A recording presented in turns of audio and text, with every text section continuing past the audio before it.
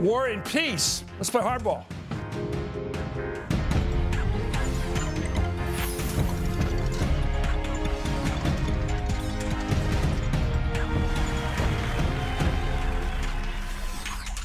Good evening. I'm Chris Mathews back in Washington. Let me start tonight with the big question. Will there be war or will there be peace? If the president means it, he will act on millions of illegal immigrants by the end of the year. If the Republicans mean it, there will be war. From the looks of things, this is like the weeks before World War I, when both sides set up their ultimatums, both sides put up their iron walls of what they would accept. So is this what the 2014 election gave us? A battle map? Two lines of political soldiers with rifles aimed across the field, and no commander with the grit and wit to figure an alternative. Is this what commanders are for right now, to simply yell, fire? And what about when the dust settles? President Obama will be facing a field of angry Republicans and perhaps lots of other people thinking he's not only legalized millions who've come here illegally, but encouraged millions more to come. Is that the solution to the illegal immigration problem? Is it? And what will Republicans have to show for doing nothing? A party whose bluff has been called, an Hispanic community that feels only one party is ready to act for them. Where's the win in this for the future for either side? Let's talk while there's still time tonight to talk. Our top guest tonight, White House Press Secretary Josh Ernest. Well, I've laid it out. Am I wrong, or does it look like two sides are ready to go at it here? Josh. Well, Chris, it doesn't have to be that way. The fact of the matter is there actually is a trump card that members of Congress in the Republican Party are holding right now. Right now, there's a piece of legislation that has already passed through the Senate that has bipartisan support, that House members, that House Republicans could put on the floor of the House of Representatives, and they could pass it right away. It'd be good for the economy. It'd reduce the deficit. It would strengthen our borders. And it would deal with this problem of all these immigrants right now who are living in the shadows. It would make them pay taxes, learn English, go to the back of the line. But it also would help them get right with the law. And the fact is, Chris, if Republicans were to put that piece of legislation on the floor, pass it through the House, the president wouldn't have to act unilaterally. He wouldn't have to use his executive authority. He just used his pen to sign that bill into law. But there's a couple things you don't point out here. One is, why doesn't the president ever make the case for the teeth that are in the bill? No more illegal hiring after 4 years. You have to have an ID card. Real use of E-Verify. No more game playing by hiring cheap illegal labor. Why doesn't he say that, which would help the Republicans make their case? He makes the Democratic progressive case, the pro-Hispanic case, the pro-immigrant case. Why does he make the other part of the bill part of the deal? Because then the Republicans could sell it to their conservatives. It's a tough question, I know, and it's to you. A couple of things about that, Chris. The first is the president spends a lot of time talking about the resources that would go to the border in this situation through this bill. Okay, don't talk about the border. That's another decoy duck. Let's talk about stopping people from... Look, the #1 magnet for people to come to this country is not that the walls are higher or lower, there's too many guns. It's people come to this country to get jobs. Illegal jobs where business exploits the hell out of them. This law would get rid of that. Why don't you say that? Well, Chris, we have talked about how we would level the playing field and take away an incentive that some unscrupulous business owners have to go out and hire cheap, illegal labor. But the fact of the matter is, the other thing that's true about this bill, Chris, is that it's a compromise piece of legislation. It is. The president didn't get everything that he wanted in it. So he's out there talking about the things that he thinks are most important, the things that he likes best about the bill. And so it's a responsibility of Republicans to talk about what they like. Let's get back to the news here. The president says he's going to act by the end of the year, December 31st. The Congress, the House of Representatives, which you've talked about trying to take up the Senate bill, they've only got 15 days to do it. Do you think they'll do it? Well, Chris, I don't know. My guess is they probably won't. They've had more than a year and a half to do it, and they haven't so far. But they evince all this passion about the president not taking an executive action. And the truth is, the Republicans in the House of Representatives are right now the only ones who can prevent the president from taking this executive action. They could pass that bill. The president wouldn't sign the executive action. He'd just sign the bill instead. Let me ask you about tactics. And I mentioned this to you today on the phone. Is it still possible for the president and the Republicans, whether it's the speaker or it's the new Senate Majority Leader, to actually sit down and have a quiet conversation that doesn't leak out so they can begin this process of probing for each other's ways they're willing to give? Is that still possible? Yeah, I think it is possible. A private conversation. Yeah, I think private conversations are still possible, and I think they can still be fruitful. You know, the president mentioned in the news conference yesterday that Senator McConnell is somebody who knows how to keep the commitments that he makes. And there have been occasions where Senator McConnell, in very difficult situations, has shown an ability to make promises and deliver on them when it comes to rounding up votes from members of his conference. Let's talk about something. I do think there's an opportunity for us to cut a deal with Mitch McConnell. Thank Absolutely. You. Let's talk positively about an area that they could work about. Numbers are great. You say 7, I say 9. Let's go with 8. I mean, the great thing about the Arabic number system is it's very easy to work with. Let's talk about the issues where we might get something done and change history here. Trade expansion, that's a Republican goal, mainly Republican, some moderate Democrats. Certainly, tax reform, they want lower corporate rates. They may lower individual rates. Minimum wage, that's a Democratic issue largely. Infrastructure spending, for some reason, has become a Democratic issue. All 4 of those issues work together potentially to have a shared economic growth path we're not on yet, something really good for everybody if you put them all together. Isn't that a real chance for a grand deal to get things rolling, getting real growth for the middle class? It could be, Chris. I think probably some of these things are easier to do in bite-sized portions, though, right? That if you're going to try and build some confidence and build a little bit of a track record of dealing with one another, it might be easier to just do these in little bite-sized chunks, right? We'll do like one little thing on expanding exports or one little thing on infrastructure, and that could lead to a bigger deal, or at least the capacity to reach a broader agreement. But, you know, I got a better idea. If you put everything together, you have a lot more running room, a lot more opportunity. You can say, okay, the Republicans will say, we'll spread out that 1050. We'll go to a higher minimum wage, but we're going to take a while. We got to do it in stages. But in return, we want you to help us with trade expansion.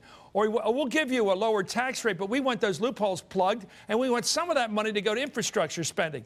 It does seem a larger playing field gives you more opportunities to trade off. And trading, it's not common ground. There's so little common ground, Josh. You know that. We can agree it's Thursday, right? After that, it gets tricky. After that, it gets very tricky in politics. And I'm just asking, through you, I hope the president looks at compromise and deal-making and that dirty old word politics. Get in the back room and trade some horses, because looking for common ground is hopeless. You guys don't have anything in common with Mitch McConnell, do you? Well, I think there are some small things. I mean, you mentioned infrastructure. I think it's a great example. I'll bet you right now, Mitch McConnell knows his home Commonwealth of Kentucky really well. I bet you off the top of his head, he can name 10 infrastructure projects that he thinks are a worthy investment. And I'll bet you the president would agree that all 10 of those things are worth funding. So that should be an easy thing for us to make some progress on. It's not, I think that's not a grand bargain, but that's worth moving forward on. And Josh, there's an element of politics in there, but that's worth moving forward on. I love that. You know what Kennedy did back then? He couldn't get the conservatives to spend any money. He said, how about spending money on defense? Okay, we'll do that. How about spending money on space? Okay, we'll do that. We don't want to do social stuff. You got to go where the soft spots are. Josh, you know your business. Right. Thank you for taking the time to come on Hardball tonight. Joining me right now is former Republican National Committee Chair Michael Steele and Mother Jones Washington Bureau Chief David Corn. Both are MSNBC political analysts. David, you're on the home court here. What do you say? Well, you know, what's new here? I don't know if there's much. Come on, you got to talk about what's new. Listen. He says about we're going to let those guys have some pork.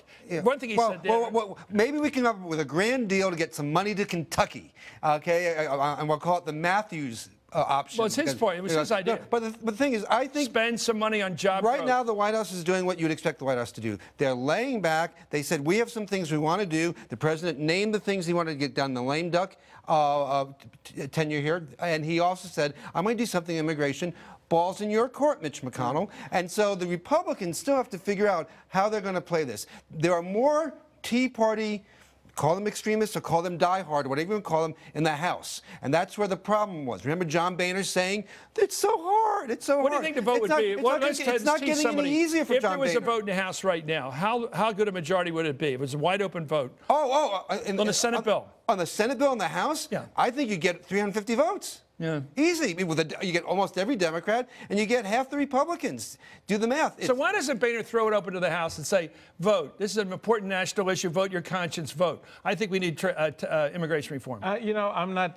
Then he can retire. I'm not. No, really. Do one big thing and then walk. But I'm not so certain he wouldn't do that. We'll see how the next 15 days, and you're right about the window here. We'll see how that plays out. I took from Josh's interview the fact that after 6 years, these guys still don't trust each other. When you start talking about, well, maybe we do this in bite-sized chunks and to see how it works out, that still, at the end of the day, Chris, is the underlying issue. It is. It really is. That sounds like the Arabs and the Israelis. Let's do confidence building measures. Well, look what he said. Let him finish. Let me finish. What's wrong with the grand deal on these things we're talking about? There's absolutely nothing wrong with the grand deal on this because you have the framework for one. We've been talking about this since the election night. The framework, and Josh hit it, is absolutely absolutely right, is the Senate bill. And so the question now for I think, quite honestly, for McConnell in this interregnum, that's a nice little Latin term, of this lame duck session, is putting the ball, helping to put the ball in the Republicans' court in the House to get this done. But is there a way the president can help them pass it? For example, I know I push on this so often. Yeah. On the progressive side, nobody likes to talk about it. Somebody's got to do this. If you want a deal, you have to have a deal. Yeah. You can't just pass a bill that they can call amnesty. So you say, no, people are living here for 20 years and 30 years. They're Americans. Let's get it over with. Let's move on and get them to pay tax. Let them be happy with their kids who are Americans. Because we're not rounding them up. Yeah, we're not going to ever do that. So stop the delusion. People, But everybody has a concern reasonable about some reasonable border control, some reasonable immigration policy that's enforced. So pass a law you believe in and are proud to enforce. I say that to the progressives. But even there, you know, Josh doesn't have a long enough leash to talk like this. He wouldn't just say, yeah, there's some tough teeth in this bill. No, I don't think because he doesn't want to do that. But this is not the problem. The problem is not the president selling the bill to conservatives. Well, the problem is John Boehner. Well, if John Boehner can't sell the bill, and you saw what Josh said, and the president said yesterday, very smart. Mitch McConnell, he keeps his promise. We can work with him. We did it on the debt crisis. We did it on the tax cut deal of 2010 in the lame duck session. Do they say that about John Boehner? No. In private, they say, John. No, are you arguing to get something done here just to argue? No. This is the point. You're just arguing that you're right. But if John Boehner can't make it happen, it won't happen. Okay, look, we can do this for the rest of our lives. I'm right, you're wrong. No, it's not all right. But can Mitch McConnell get John Boehner to get his How do you get a deal? But it's not just. They got a deal. David, give me a second here. It's not just what John Boehner has to do. It's not just what Mitch McConnell has to do. It is also, and Chris is right, you can see the leash on the question that was asked. Josh couldn't go there because the White House, the president himself, is not prepared to go there. There has to be. It's in the bill. It's there. They said okay. But have the president come out and say it. Well, why is it on the president to do this when it's passed? Excuse me, and David. You can't get a vote in the House, Michael. David, you can't get a vote. How long have you been in this town? And you know daggone well that if there comes a point where the President of the United States can frame the argument to give people the space to move into. What did Rince, and the President has what did Rince Priebus say today? You know what I do? Reince is political. He's not an elected official. Most Americans have heard the guy. I mean, you know what the President could do? I think he will end up doing the EO. If it comes to that. He's just made the point. I trust his name. He's going to do it. But what he ought to do before that, he's got plenty of things to do. Call a joint session of Congress. Talk directly to the Republican members and say, you want to compromise? This Senate bill is a compromise. This is all we can do is stop the flow of illegal immigrants in the country. I'm not anti-immigrant, but I'm willing to do this to make this law passed. And I'm doing it, damn it. Now it's your turn to respond. I think that'd be great. I don't think the Republicans will move in the House on this. Well, we'll see. Why not try? Nothing to lose. They've had a year and a half and they haven't done it. He's got to take some steps before he pulls the trigger. If he pulls the trigger, he better have argued beforehand. I tried everything. Thank you, Michael Steele. I think we all agree. Anyway, Michael Steele and David Corn. Coming up, the public wants action on the economy. It was the #1 issue of the election, of course, but since 2009, look at this. The stock market's going way up to the roof. The unemployment rate's going down. President Obama, the Democrats didn't get credit at all.